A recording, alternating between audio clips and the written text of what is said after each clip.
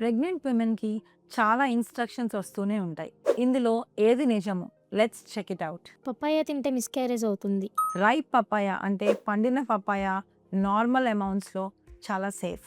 Unripe papaya అంటే పచ్చి పపాయతో కొంచెం కన్సర్న్ ఉంటుంది. అది కూడా ఎక్సెసివ్ అమౌంట్స్‌లో తీసుకుంటే. హార్ట్ బర్న్ అంటే బేబీకి ఎక్కువ హెయిర్ ఉంటుంది.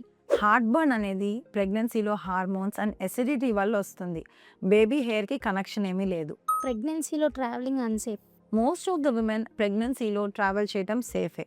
But just in case long journeys చేస్తుంటే డాక్టర్‌ని అడ్వైస్ చేసి వెళ్ళటం చాలా బెటర్. మెడికల్ అడ్వైస్ తీసుకోవాలి. Definitely. Google, Instagram, chat GPT వీటికంటే డాక్టర్ అడ్వైస్ తీసుకోవటం చాలా బెస్ట్.